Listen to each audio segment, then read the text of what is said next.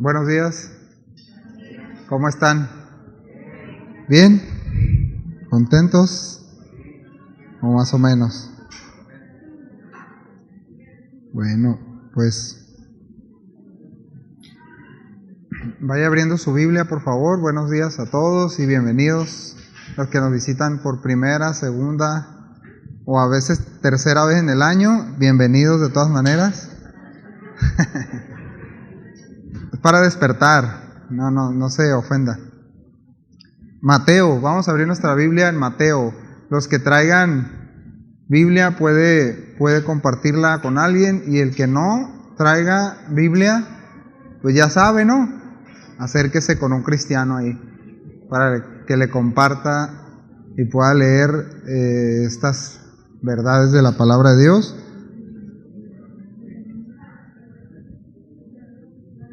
No le voy a decir el capítulo todavía. Vamos a orar y para que nos tenga idea de lo que vamos a hablar todavía. ¿Está bien? ¿Sí? Vamos a darle gracias a Dios. Gracias, Señor, por esta mañana, por tu palabra.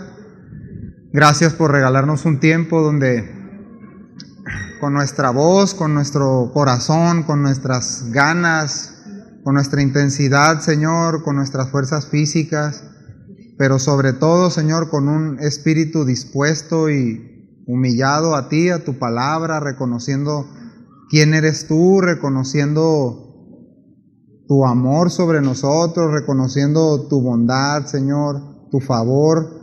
Este domingo nos acercamos también con la expectativa, Señor, y con la necesidad de recibir tu palabra, Señor. Ayúdanos a entender. Danos luz, danos sabiduría, Señor, revélanos tu palabra, háblame de manera personal, háblanos de manera colectiva también, Señor, pero por favor, te rogamos que tu Espíritu Santo nos estimule, Señor, nos pueda discernir lo que hay en nuestro corazón y separar, Señor, lo que no te agrada, y puedas sembrar tu palabra en nosotros y producir vida, producir carácter, Señor, producir fruto como a ti te agrada. Te lo pedimos en el nombre de Jesús. Amén. ¿Cuántos de verdad tienen ese deseo? ¿Sí? ¿Están contentos? Vamos a abrir nuestra Biblia ahí en Mateo capítulo 5. Rápidamente, por favor, y voy a dar lectura.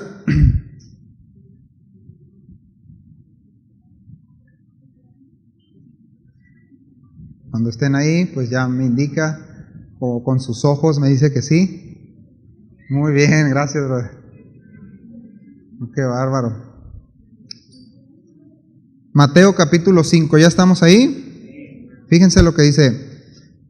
Viendo a la multitud, Jesús subió al monte, y sentándose, vinieron a él, ¿quién? Sus discípulos.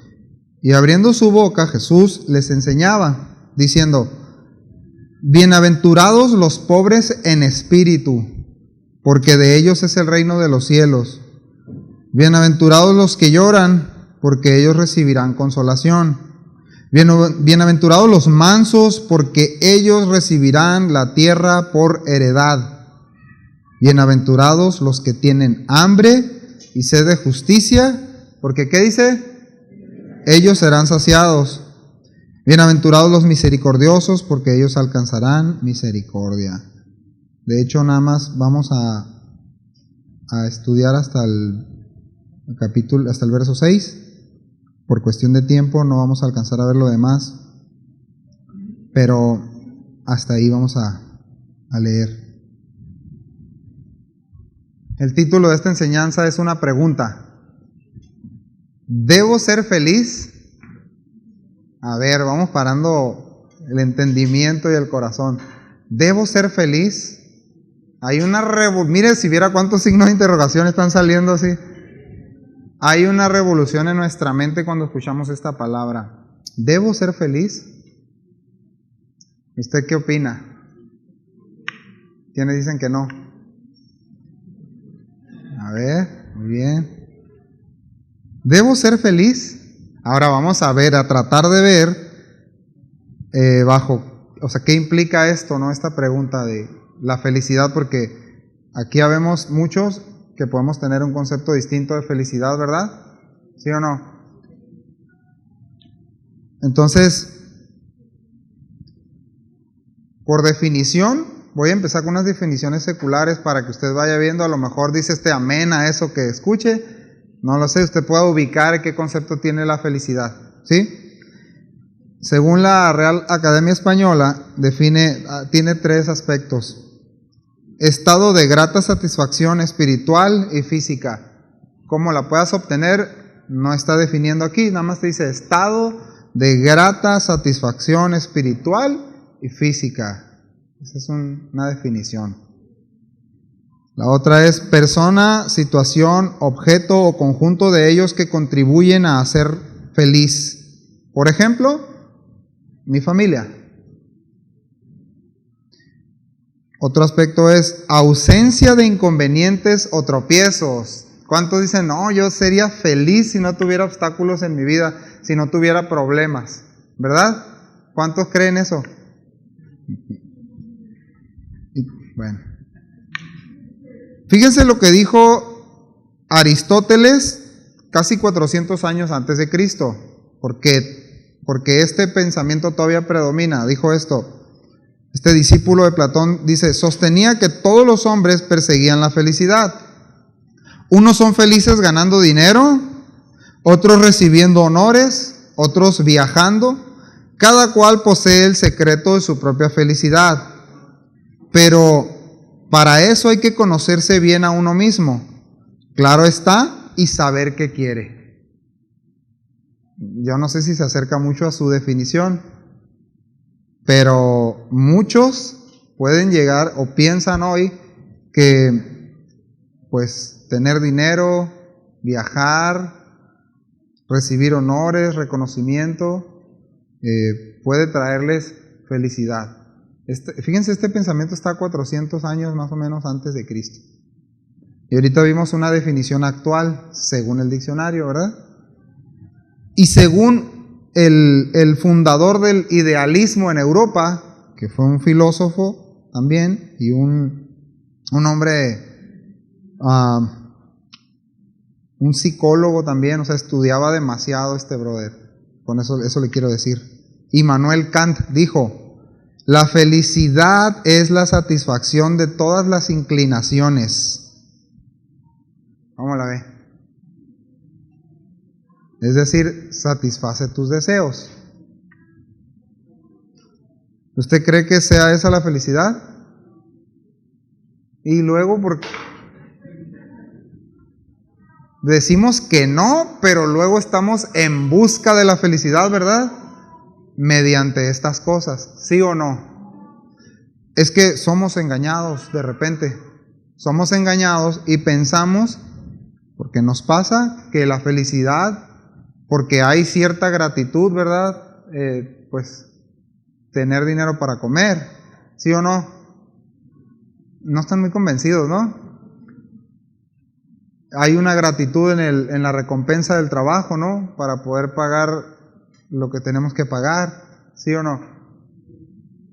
Hay una satisfacción en de repente ir a viajar, aunque sea de aquí al Tecolote, ¿no? Pero viajamos. ¿Sí o no hay satisfacción? ¿O a alguien le pesa hacer eso? ¿A alguien le pesa que le paguen y dice, ¿por qué me pagaron mi trabajo? ¿Verdad que no? Nos trae una satisfacción. Ok, pero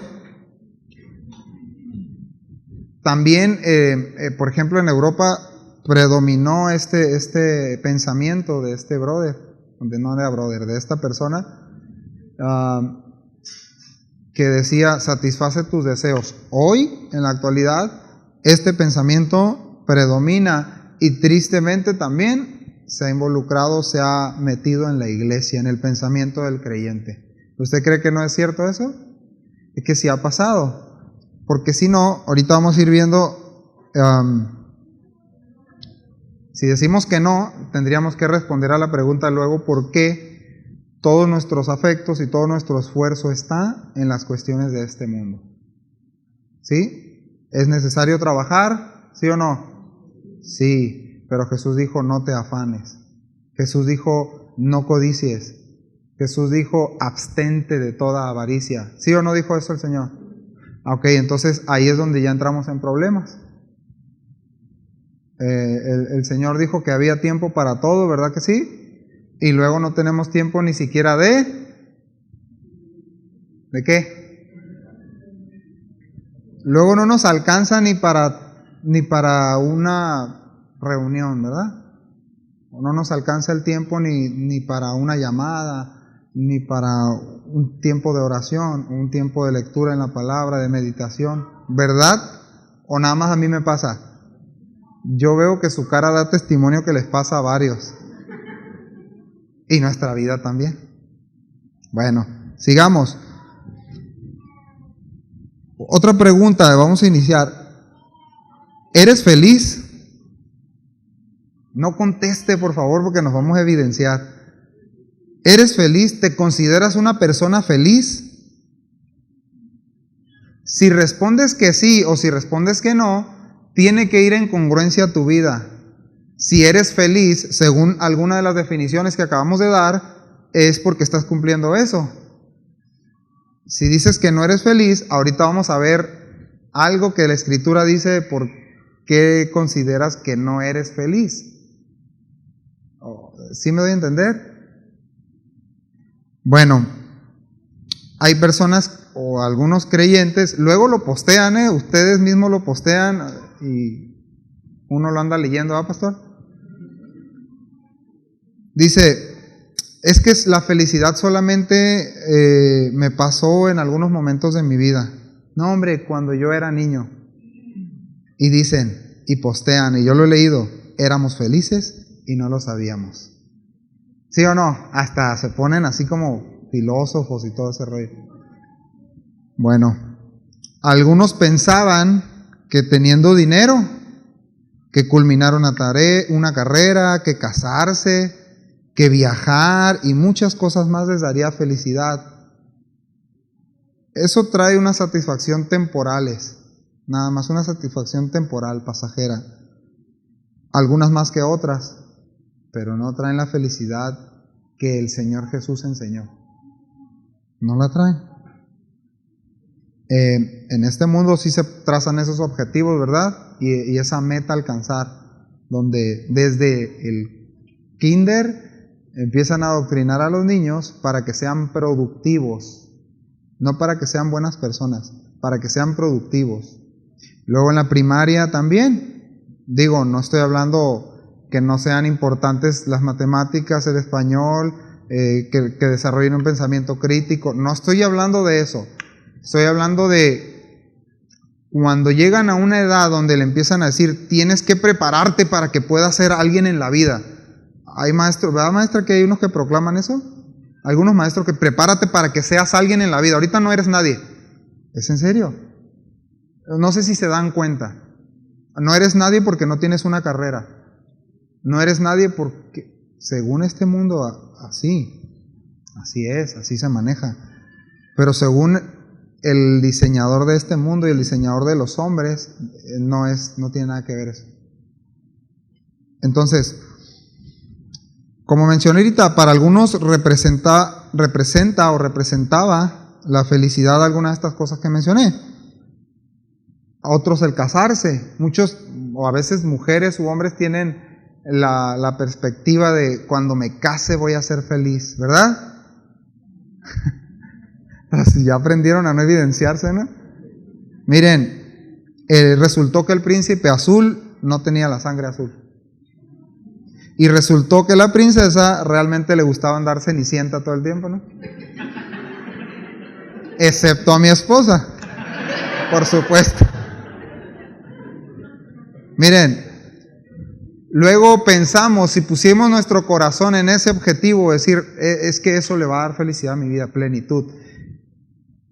Y pusiste tu corazón en eso, aparte del Señor, te das cuenta que la plenitud no lo trae nada de eso. No estoy diciendo una herejía. No es la plenitud el casarse, no es plenitud tener hijos, no trae felicidad completa según la Biblia el tener una buena carrera. Qué bueno si pueden estudiar y tener una carrera, qué bueno. Si no pudo tener acceso a ella o por lo que sea, pero no le gustaba la escuela y no lo tuvo, bueno, gracias a Dios porque estás en Cristo y puedes hacer otras cosas productivas para Él. Me doy a entender, el punto es, qué bueno por todo eso, pero en sí mismo, según el Señor Jesús, eso no produce felicidad. Eso no trae plenitud y felicidad al hombre. Y ahorita lo vamos a ver. Alguien podría decir, no hermano, es que la felicidad para mí es, yo soy como Pablo. Pablo iba de victoria en victoria y de triunfo en triunfo. ¿Eso será cierto? Bueno, Pablo dijo esto porque espiritualmente él estaba avanzando, pero sí le estaba yendo como en feria en este mundo. O sea, le estaba yendo mal. Estuvo preso. ¿Alguien de aquí le gustaría estar preso? ¿A alguien de aquí le gustaría que lo azotaran por ser cristiano? ¿No? Bueno, ya se pueden retirar. No están en el lugar correcto. Nadie quisiéramos en lo natural sufrir, ¿verdad que no? ¿Verdad que no? El punto es que Pablo dijo esto en un entendimiento de dónde radicaba su plenitud y su gozo y su felicidad verdadera. Y era en hacer la voluntad de Dios. ¿Sí o no? Ya esto empieza a traer problemas a nosotros. Ya esto trae un conflicto. ¿Por qué? Por la causa del pecado que está en nosotros todavía.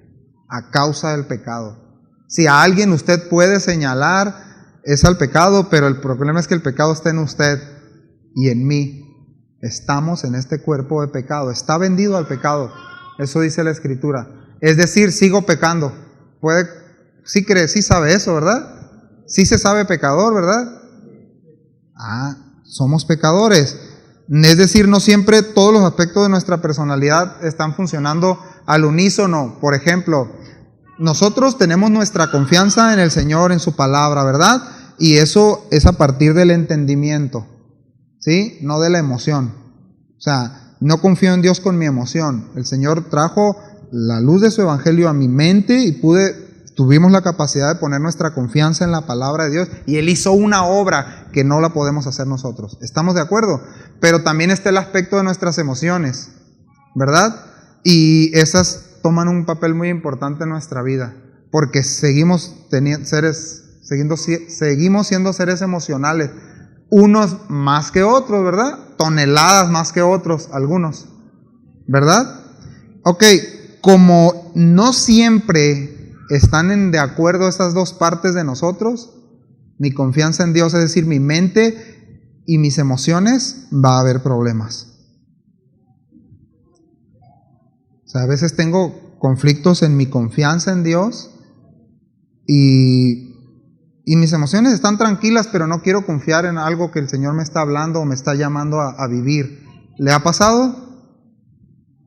O también, por otro lado, mis emociones, tengo la palabra de Dios, la verdad, su perdón y todo, pero mis emociones andan por los suelos, porque me ofendió mi esposa, porque mi hijo no me obedeció, porque no me gustó la enseñanza de hoy, porque no cantaron el canto que yo quería, porque en el trabajo tuve una situación difícil, porque se me ponchó el carro. Mis emociones van a empezar a querer tomar decisiones en mi vida.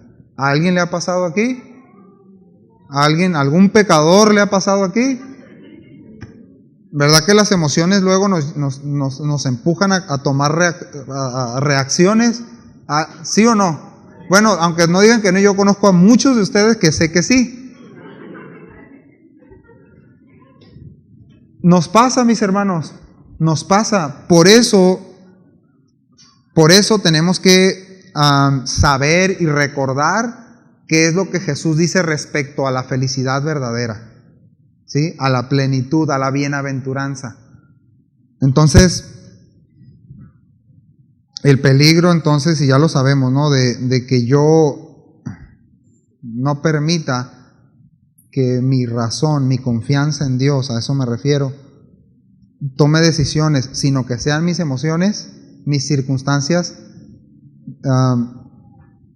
pues me van a llevar a un montón de problemas y voy a andar pues caminando en desobediencia, ofendiendo a Pedro, a Juan, tomando muy malas decisiones, porque obedezco a mis emociones, ¿sí? Y no a mi confianza en Dios, que es su palabra, su consejo, ¿sí? Entonces, les voy a poner un ejemplo muy, muy práctico. Te levantas en la mañana, vas al Señor, te pones en sus manos, ¿no? Obviamente en oración, en meditación de la palabra. Eso hacen los cristianos, ¿verdad que sí? Y piensas que vas a tener un buen día. ¿A alguien le pasa eso? Ya leí el Salmo 23, ya oré, olvídate que se me atraviese lo que sea. Pero pasan las horas y comenzamos a enfrentarnos a dificultades de este mundo en el que vivimos y de nuestra carne. Y llegando la noche pareciera que estamos caminando al borde del infierno, ¿no? ¿A alguien le ha pasado? ¿O nada más hay un pecador aquí? Fer nada más es el único aquí. Mis hermanos, esto es una realidad. Estamos en este mundo y además estamos en esta carne todavía que está vendida al pecado y que desea hacer su voluntad.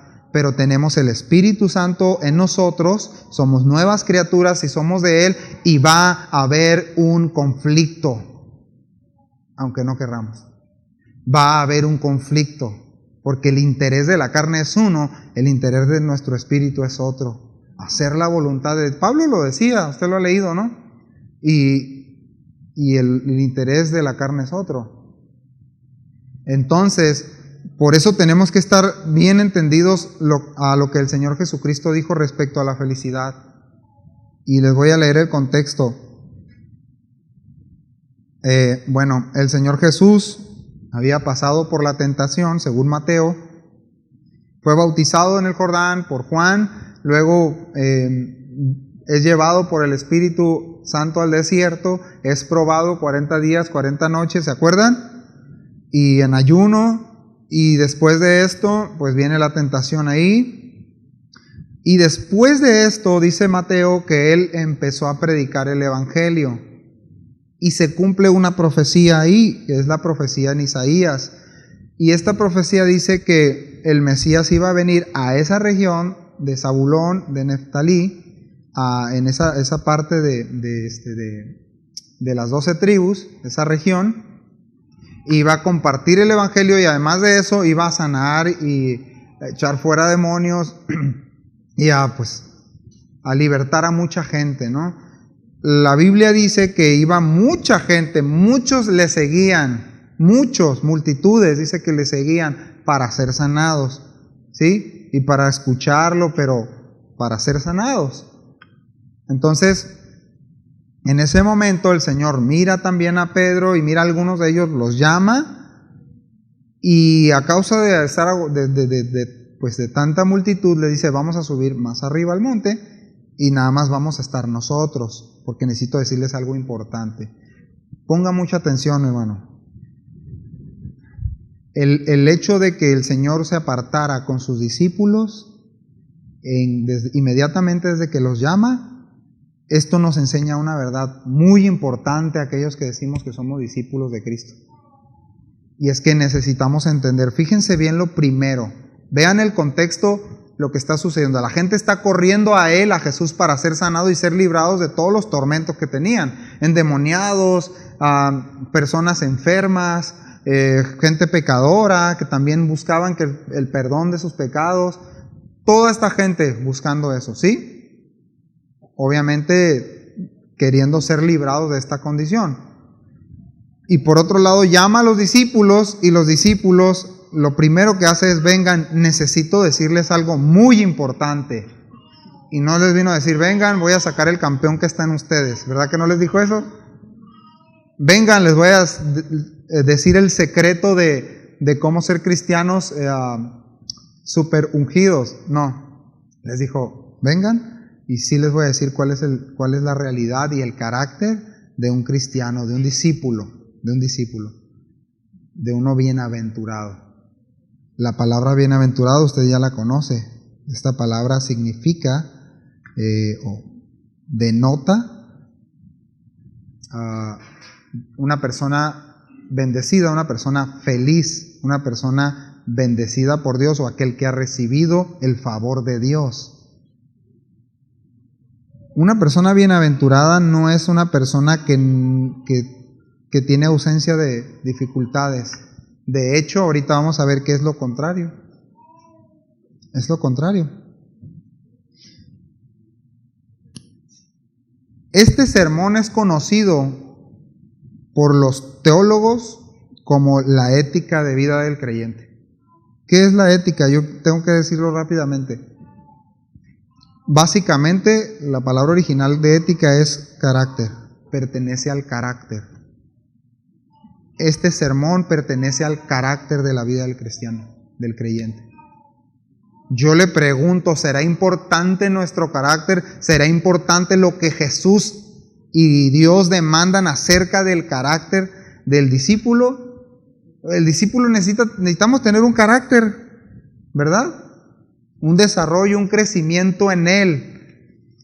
Tenemos que quitar de nuestra mente y de nuestro corazón la idea de que yo vengo y estoy de acuerdo con las enseñanzas del Señor. Estoy de acuerdo y digo, amén, muy bien, eso no me agrada tanto. Esto sí, eso no es ser discípulo. Es decir, mi mente, mi corazón va a sufrir un cambio, una transformación, y voy a tomar como norma de vida las enseñanzas del Señor Jesucristo. ¿Estamos de acuerdo? ¿Sí o no? El punto es que este sermón es conocido como la ética del creyente. Yo no sé cuál es su ética de vida. Pues no vivimos juntos, no nos relacionamos todos los días, pero usted y yo, lo sepamos o no, tenemos una ética de vida. Es decir, nos conducimos debido a nuestro carácter, a lo que creemos, a lo que pensamos. ¿Sí hace eso, verdad? ¿Sí o no? Tenemos que tener una verdad, una norma de vida, y esa es la que vivimos allá afuera, y esa es la que seguimos, y esa es la que evidenciamos, que creemos, que somos, que vivimos. Y el Señor Jesús no engañó a ningún discípulo. Él, al ver todo esto que estaba pasando y el trabajo que se venía, los jaló a los 12 y les dijo, a ver, necesitan entender una parte. Una persona plenamente feliz y bendecida por Dios, o doblemente feliz, es una persona que tiene esta característica. Ahora, este carácter o esta ética bíblica se centra en la persona de Dios, en Dios mismo. No nos podemos dejar guiar por la opinión de la mayoría, no nos podemos conformar al comportamiento de lo que estábamos acostumbrados. Las Escrituras nos enseñan a comenzar con Dios y concluir con Dios en nuestra forma de vivir. ¿Estamos de acuerdo? Ahí está la respuesta en su palabra, pues. Esa es la norma de vida. Entonces, esta norma para el bien, para vivir como Dios quiere, empieza entonces en lo que es bueno, aceptable y es agradable a Dios, según Romanos 12:2. No empieza con nosotros. La primera vez, escuche bien, que Dios se le revela al hombre a través de Moisés, cuando le dice, a ver, ven Moisés, vamos al monte, te voy a decir de qué se trata esto. Y empieza y le da sus leyes, y luego después de darle sus leyes le dice, en Éxodo 33:19 le dice, yo haré pasar todo mi bien delante de tu rostro. Y esto tiene mucha enseñanza, mis hermanos. Lo que el Señor iba a mostrarle al darle sus leyes, sus mandamientos, era mostrarle el carácter de Dios, el carácter que a Dios le agrada. Jesús, cuando llama a sus discípulos por primera vez, lo primero que les va a decir, necesitan caminar en este carácter. ¿Cuántos quieren caminar en ese carácter? ¿De verdad? ¿Sí o no? Sí. Bienaventurados los que lloran, bienaventurados los pobres en espíritu, bienaventurados los que padecen persecución. ¿No se ve muy lindo para seguir eso, verdad? Para tenerlo como norma de vida, ¿verdad? O como carácter. A nuestros ojos no se ve muy bonito, muy deseable. No se ve muy deseable ese ministerio, ¿verdad que no? Sufrir, llorar, pobreza espiritual. Bueno, vamos a ver de qué está hablando. Tenemos que recordar, mis hermanos, que Pablo, en la carta a los Colosenses, capítulo 1, dio la respuesta, la razón de esto. Una razón muy clara. Porque Él nos libró del dominio de las tinieblas y nos trasladó al reino de su Hijo amado. Yo no sé si escuchó esto bien y lo entendió. El punto es que hay un reino, ¿sí? No es, hay uno en este mundo, pero hay un reino que Jesús vino a dejar ejemplo. ¿Recuerda usted eso? Y él dijo, lo primero que dijo es, arrepentidos y convertidos. El reino de los cielos se ha acercado. El punto es que en ese reino hay un rey, ¿verdad que sí? Y en un reino hay leyes. Y en ese reino hay un soberano, el rey. Y ese rey solamente permite tener a los súbditos de él en ese reino, a los que pertenecen, a los ciudadanos de ese reino. ¿Sí estamos de acuerdo? El punto es que Él ha determinado, si somos de su propiedad y de su reino, que en ese reino se necesita entrar con ciertas cualidades, con cierto carácter. Yo no sé si hoy usted esté tranquilo y feliz de la vida con su carácter. A ver, ¿cuántos están felices con su carácter? ¿Cuántos dicen, yo tengo un carácter, mira, uf?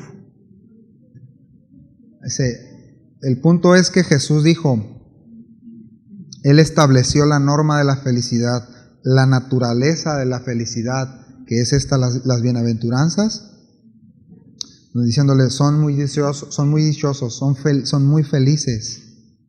Y esto también connota que es felicidad o prosperidad según Dios. ¿Cuántos de verdad desean ser prósperos y felices en Dios? Prósperos y felices en Dios. ¿De verdad quiere eso, hermanos? Tenemos que sabernos como Jesús lo enseñó respecto a las enseñanzas. Tenemos que entender esto. Tiene sus características ser bienaventurado, ser feliz. ¿Quieres saber cuáles son? Dice, bienaventurados los pobres en espíritu, porque de ellos es el reino de Dios. Ok. ¿Qué es pobreza de espíritu aquí, hermano? Según el contexto y según lo que Jesús está enseñando. Es todo lo contrario, escuche bien, a una disposición altiva o soberbia o autosuficiente. En este mundo, hermano, hay dos cosas que son requisito para que tú seas feliz. Tú tienes que ser autónomo y tienes que ser autosuficiente. ¿Cómo la ve? No voy a decir amén, Este es un engaño. Y hay muchos que pueden estar confiando en esto. Yo tengo que ser autónomo y autosuficiente. ¿Sabe qué significa autónomo y autosuficiente? Autónomo es una palabra compuesta por dos. Auto, yo, nomos, ley. Yo y mi propia ley. Era para que despertara. Yo soy mi propia ley, yo soy autónomo. Eso es lo que decimos cuando yo recuerdo que mi mamá siempre me decía, no eres autónomo, me decía. Y yo era menor de edad, pues, mira cómo me enfurecía que me dijera eso. Así, o sea, yo podía decirle 1000 cosas, pero cuando ella me decía, no eres autónomo, me decía. Sí, me ofendía bastante. Decía, pero no sé qué es eso, pero suena feo, ¿no? No eres autónomo. El punto es que en este mundo nos dicen, tienes que ser autónomo, tienes que tener tu propia ley. En el reino de Dios no, hermanos. En el reino de Dios no. Él pone sus leyes. ¿Sabía eso? ¿Vivimos eso? Debemos desear vivir eso. Esa es una parte. Y otra cosa que estorba para ser un pobre en espíritu es que pretendamos ser autosuficientes.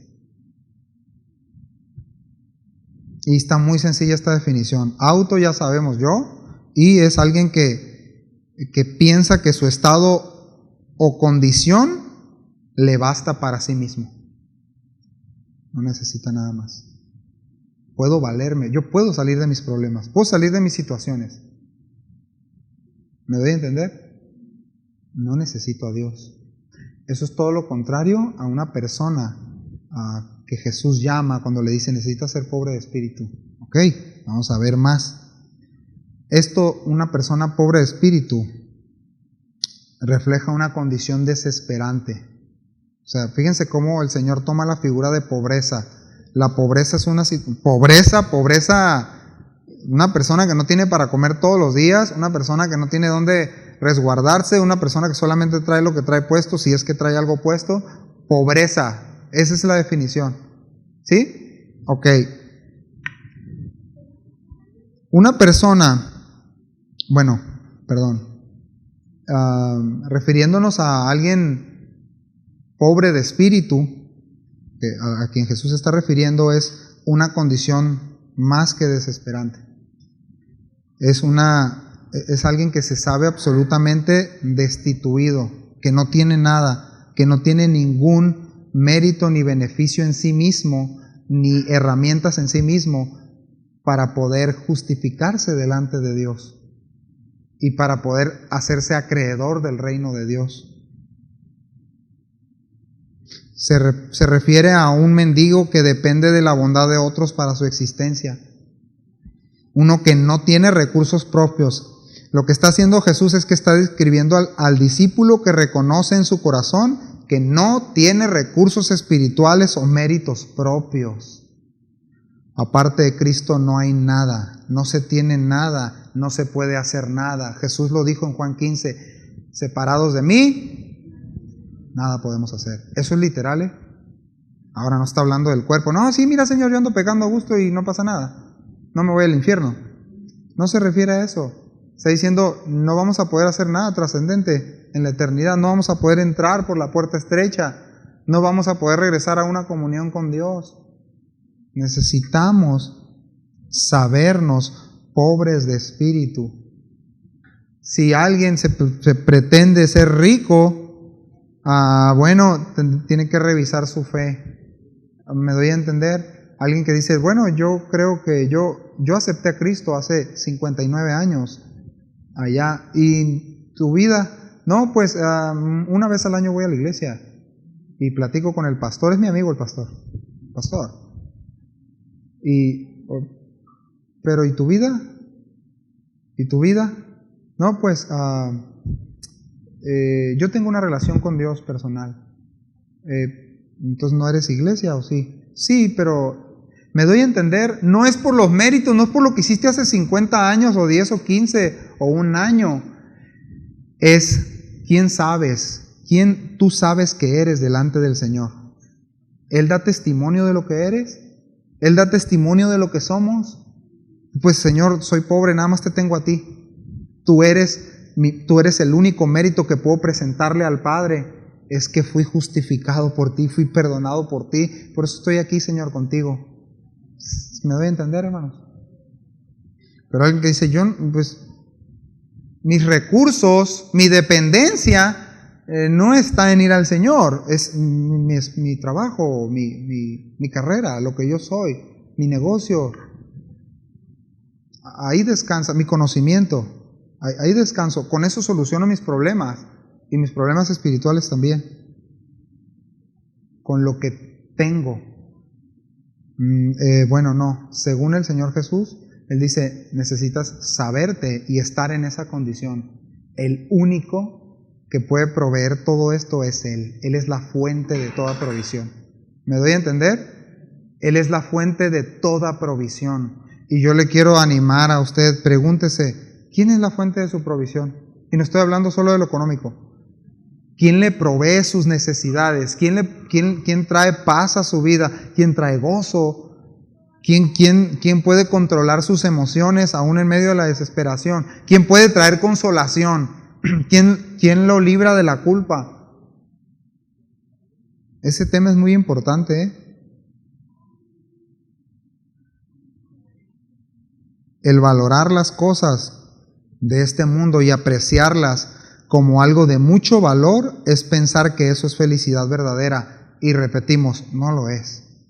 Según la palabra de Dios, no lo es. Entonces Jesús nos dice que para entrar en ese reino tenemos que entrar como pobres. Es decir, entrar sabiendo que no hay nada en este mundo que podamos tener para pagar ese acceso a ese reino, a su presencia. Lo único que necesitamos es a Él. Y es lo primero que establece a sus discípulos. Necesitas saberte pobre. Necesitas a mí, hablando de Jesús, ¿no? Necesitamos a Jesús. Decía un predicador hace muchos años, decía, tienes que darte cuenta que Jesús es lo único que necesitas y es lo único que puedes tener. ¿Escuchamos? Lo único que necesitas, que necesito y lo único que podemos tener. A la eternidad no nos vamos a llevar nada, hermanos. Nada.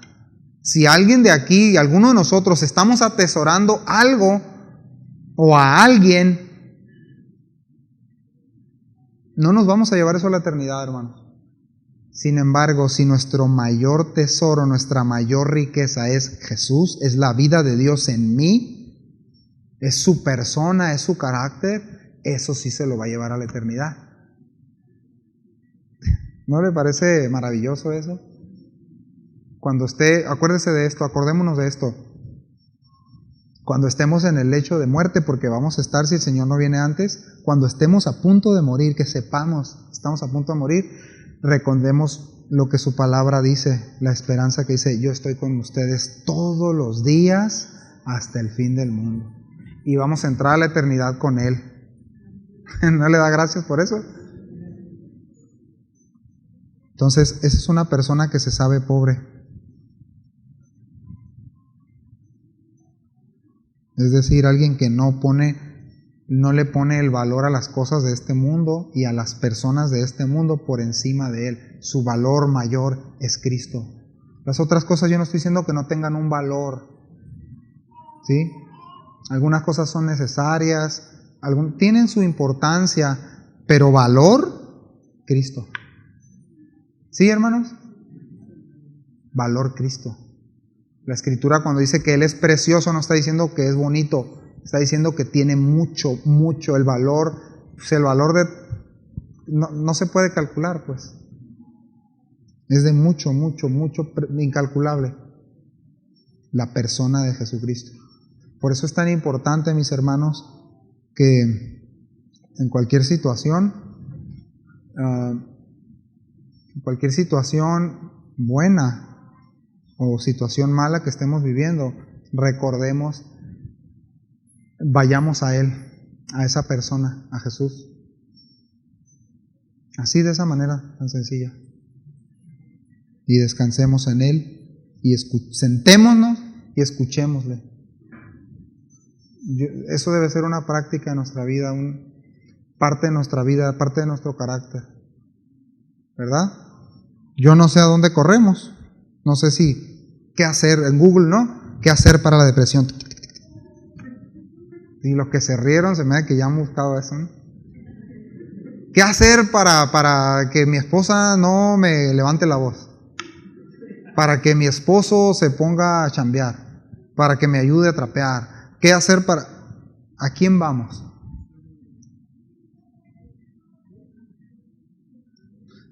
Y esta parte quiero concluirla así, esta parte nada más.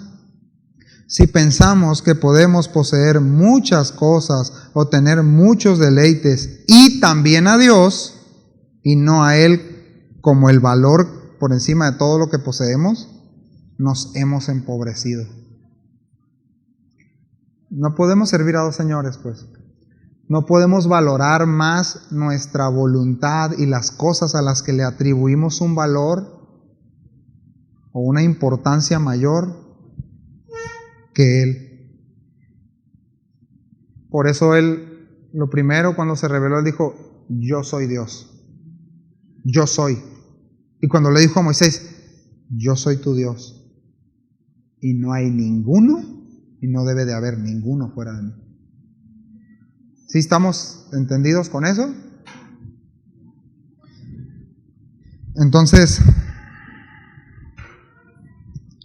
fíjense bien lo que dice Apocalipsis 3:17. Dice, alguien que dice, yo la verdad, ¿pobre? ¿Yo pobre? ¿En serio?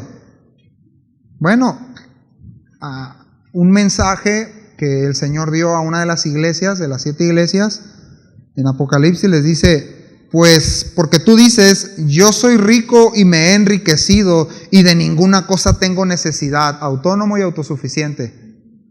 Y no sabes, le dice el Señor, que tú eres un desventurado, miserable, pobre, ciego y desnudo. Así entraremos a la eternidad. Algunos entrarán a la eternidad sin Dios, pues para el juicio. Y lo único que podemos llevar, repito, va a ser a Él.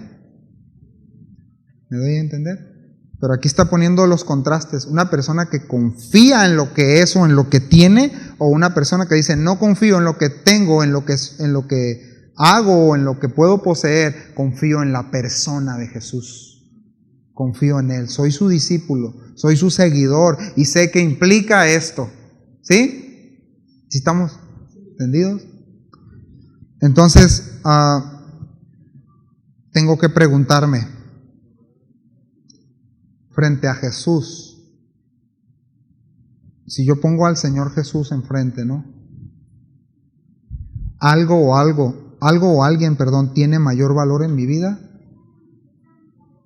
Ahora, pues yo sé que está bien que digamos que no, tenemos la teología correcta para decir que no. ¿Evidencia mi vida eso? ¿Mi corazón me puede dar testimonio y decir, sí, lo más valioso que tienes es Jesús? O en este momento no, tienes a la par a tu esposa o tus hijos, o tu trabajo, tu cuenta en el banco, tu salud, tus amistades. Yo no lo sé. Tu orgullo, tu autosuficiencia, nuestra autosuficiencia, nuestra autonomía. Y digo, bueno, tengo esto, pero también tengo al Señor porque voy a la iglesia, Te quiero presumir que voy a la iglesia. ¿Me vas a entender? Estoy hablando en modo irónico, ¿no? Los que me conocen, digo, espero los que no me conocen no se ofendan, ¿no? Bueno, si los ofende la palabra del Señor, ya no es problema mío. ¿Sí? Yo no lo escribí. El punto es, mis hermanos, que ¿qué ocupa mayor valor en mi vida? El Señor por eso los llamó y les dijo, punto número 1, necesitas saberte que no tienes nada de valor en ti mismo. Ese engaño que el mundo está metiendo, que tú vales mucho, viene de las entrañas, del corazón del mismo Satanás. Porque es totalmente lo contrario a lo que Jesús vino a decir. Jesús vino a decir, el único que tiene valor es el Padre. Y todo lo que yo hago, lo veo por lo que yo hago, es lo que yo vi hacer al Padre. Yo y el Padre uno somos. ¿Me doy a entender? Eso dijo el Señor. Y nosotros ya estábamos en condenación, en separación eterna de Él. Dice la segunda bienaventuranza, anhelamos seguir siendo felices? Bueno, esta es verdadera felicidad, esta es verdadera plenitud. De esto sí se trata, la felicidad, en Él. Bienaventurados los que lloran, porque ellos recibirán consolación. Si usted se da cuenta, la primera bienaventuranza dice, porque ellos heredarán el reino. No se puede entrar rico al reino. Ok. Y ahora dice, bienaventurados los que lloran, porque ellos recibirán consolación. No levante su mano, ¿cuántos llorones hay aquí?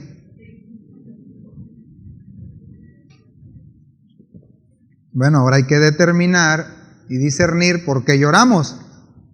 Luego a veces lloramos por razones tan egoístas, ¿verdad? Ay, que no, el Señor no me dio lo que yo quería. No me dio al esposo que yo quería, la esposa que yo quería, el trabajo que yo quería, los hijos que yo quería, la iglesia que yo quería, el pastor que yo quería. No tengo lo que quiero y hago berrinches contra Dios. Y lloro por eso. Les digo algo, hermano, sí pasa, Sí pasa. ¿Por qué yo? ¿Por qué soy tan miserable? ¿Por qué a mí me va tan mal? ¿Por qué? Pasa, mis hermanos. Y tenemos que despojarnos de eso. No se refiere a esos bienaventurados, no se alegre. No se hay que lloras por todo, sí, por todo lloro. Espérate, vamos a ver qué dice la palabra. Ese llanto no solamente es un llanto externo, Es una condición profunda y agonizante de una persona que entiende la santidad y la bondad de Dios. Fíjense bien, entiende la santidad y la bondad de Dios, por tanto ve su vida como una vida totalmente torcida y separada y que no merece el favor de Dios. No merecemos el favor de Dios, hermanos, ¿eh? No merecemos el perdón. Eso dice la Biblia, ¿eh? No merecíamos el perdón.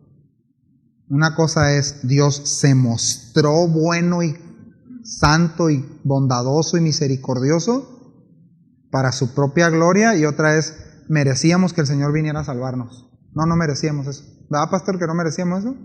Ahí está. No merecíamos eso, tenemos que quitarlo de porque luego, hermanos, venimos al Señor o venimos a la iglesia y como ya vine a la iglesia, Señor, ya merezco tus bendiciones. Ya leí, Señor, la palabra, ya oré, ya traté bien a mi esposa, merezco que me cumplas esto, Señor. No lo decimos en esa actitud, con esas palabras, pero a veces nuestra actitud es, ¿por qué no tengo lo que quiero? ¿Por qué no? ¿Por qué a mí? ¿Por qué esta aflicción? ¿Por qué esto? Yo merezco, yo soy hijo de Dios, soy hijo de un rey, ¿verdad? Luego pensamos así. La Biblia no dice que merecemos. La Biblia sí dice que merecíamos, ¿verdad? El justo juicio de Dios. Pero Dios dice que mostró su amor cuando nosotros estábamos perdidos en nuestros delitos y pecados, pues Él tuvo misericordia de nosotros. Hice una paráfrasis de varios textos ahí. Dice, a su tiempo murió por nosotros, por nuestros pecados. Pero eso solamente muestra, no nuestro valor, muestra el valor de Él. Muestra su bondad, su misericordia, su paciencia para con nosotros, no que merecemos algo. Una persona que llora, un discípulo que llora, que entiende, que se lamenta por su pecado, al ver la condición de Dios constantemente, es una persona que puede ser consolada en Dios. O sea, lo que está diciendo es, realmente en este mundo y en tu vida, en lo que vas a vivir, vas a tener mucho dolor, va a haber dolor, a veces emocional, espiritual, como tú lo quieras ver, aflicciones en casa, aflicciones en el trabajo, en todos lados. Pero va a ser consecuencia de que tú veas la justicia de Dios, mis hermanos, la bondad de Dios, y decir, realmente yo no soy digno de vivir así, separado de Él. O sea, esta condición de alguien que llora es alguien que se está doliendo, que se está sabiendo pecador, hermano, constantemente. Seguir a Cristo tiene un costo, ¿verdad que sí? Tiene un costo. Y les decía al principio que ese costo o esa causa del llanto es porque dentro del costo de seguir a Cristo, mis hermanos, vamos a luchar con nuestra carne, con nuestro orgullo, y ir muriendo nuestra carne y nuestra voluntad. Tiene que ir muriendo, es lo que Jesús enseñó, que tiene que ir muriendo nuestro yo, y cuesta y duele, ¿verdad que sí? Es un llanto por el pecado constante.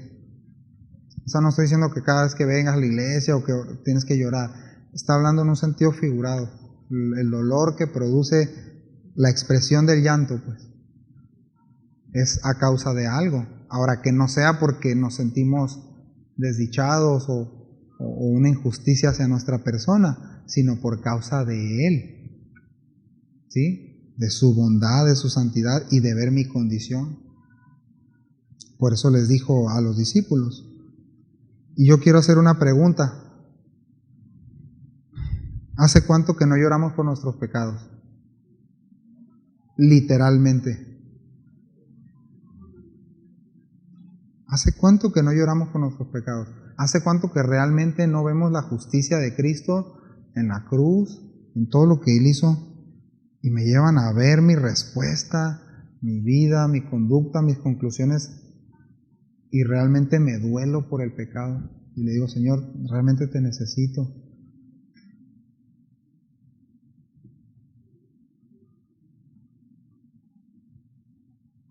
¿Se acuerdan cuando Jesús lloró? Todos se saben ese verso, ¿no? Y saben dónde está, que es el más cortito de la Biblia, ¿no? O sea, sí saben, ¿no? Bueno, está bien, sí lo vamos a dejar. El punto es que Jesús lloró, ¿y saben por qué lloró?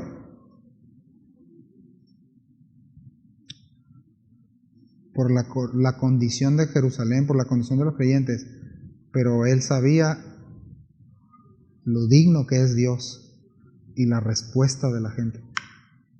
Él dijo, el reino de los cielos se ha acercado, es decir, aquí está el favor de Dios, yo soy el favor de Dios, hecho carne, yo soy la palabra hecha carne, y no están respondiendo.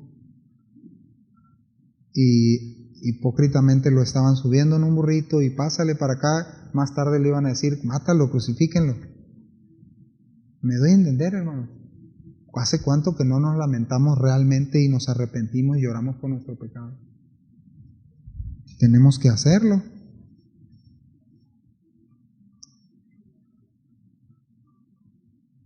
Y la promesa del Señor es, van a recibir consolación. Es decir, la culpa va a ser quitada.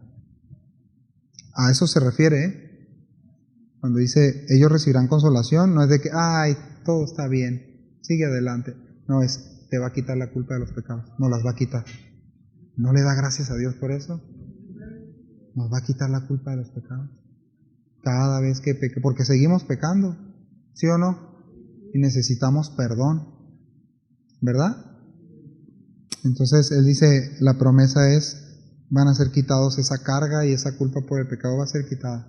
Si nos arrepentimos, si nos volvemos a Él, si lloramos por nuestra condición.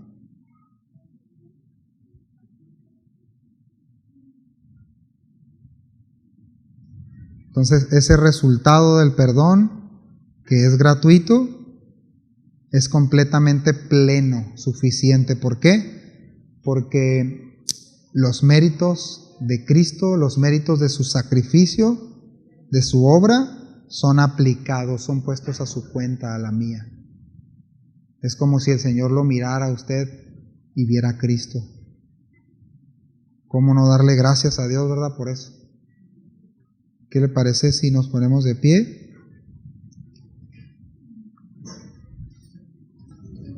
Y le damos gracias a Dios y pensamos y nos hacemos la pregunta, ¿estoy siendo feliz? ¿Soy feliz? Bueno, el Señor dijo sí, sí puede ser feliz. Esto es bienaventuranza, esto es felicidad. Vivir bajo ese carácter de discípulo. Los que se saben pobres, los que lloran y todos los demás que no alcanzamos a ver ahorita. Así que qué consolación y qué descanso es que, sabiendo que somos pecadores y sabiendo que no tenemos nada para darle, Él ha puesto su vida en nosotros, en aquellos que creen, y eso que ha puesto en nosotros podemos ofrecérselo al Padre. Yo le invito, ¿no?, que usted le ofrezca lo que está en su corazón al Padre, y si se tiene que arrepentir, si nos tenemos que arrepentir de algo, pedirle perdón y decirle, Señor, ¿sabes qué? Perdóname porque realmente he valorado otras cosas más que a ti. Mi vida demuestra que valoro otras cosas más que a ti. Mi inversión de tiempo demuestra que valoro todo lo demás menos a ti. Que tú eres lo que realmente ocupa menos valor en mi vida. Perdóname. Yo no sé, ¿no?, que tenga que orar usted y yo, pero vamos a hacerlo y darle gracias a Dios por su palabra y pedirle que Él sea el que nos consuele, que Él quite esa carga de pecado que quizá podamos traer, ¿sí? Señor, muchas gracias. Levante ahí su voz si quiere hacerlo. Gracias por tu palabra. Gracias, Señor, porque sí sabemos que hay un concepto en este mundo de felicidad. El concepto de felicidad de este mundo es haz lo que tú quieras, lo que tus deseos y tus inclinaciones te dicten. Nos dice este mundo que la felicidad está en hacer muchos bienes, trabajar, tener una carrera, tener esposa, hijos. Y claro que tú bendices eso, y claro que debemos, en la medida de nuestra posibilidad, hacerlo, pero eso no es la felicidad. La felicidad que tú enseñas y donde hay verdadero gozo y plenitud es en caminar bajo tu carácter, Señor. Son los requisitos del reino de los cielos. Vivir entendido, sabiendo que no tengo ningún mérito propio, no tengo nada que te pueda ofrecer. Lo único que puedo ofrecerte es gratitud. Es gratitud, y es que mires en nosotros una profunda necesidad de tu perdón, de tu ayuda, y tú no te negarás a eso, Señor. Tú lo dices en tu palabra, que tú no te niegas a un corazón que sea humillado y que reconoce su condición. Señor, nosotros queremos recordar, Señor, que realmente en este mundo pues vamos a vivir en un llanto, es un llanto espiritual, donde miraremos nuestra condición y la condición de este mundo, y realmente debemos de ser tocados, Señor. Debemos anhelar, Señor, tu consuelo, tu perdón. Al ver, Señor, nosotros tu justicia, tu perfección, tu santidad, ¿cómo no vamos a llorar, Señor? ¿Cómo no nos vamos a saber indignos? Si tú has sido tan bueno y sigues siendo tan bueno, Señor, con nosotros, tan fiel a tu palabra. Por favor, ayúdanos a entender, Señor, que una persona bienaventurada, un discípulo bienaventurado, Señor, no es aquel que tiene todo lo que desea, sino aquel que camina bajo tu voluntad, Señor. Sino aquel que se sabe pobre, aquel que sabe que el único recurso que puede recibir procede de ti, Señor. Esa es verdadera vida, esa es vida en abundancia. Ayúdanos, Señor, ayúdanos a cada uno de nosotros a poder llevar fruto, Señor. En el nombre de Jesús. Amén. Bien, hermanos, quedamos despedidos. Pues igual, ¿no? El consejo de siempre es, en la medida de lo posible, mandémonos un mensaje de cómo estamos, sigamos orando por las peticiones que se suben ahí, y estemos atentos, ¿no?, a las reuniones. ¿Sí? Un abrazo y estamos despedidos, hermanos. Gracias. Dios los bendiga.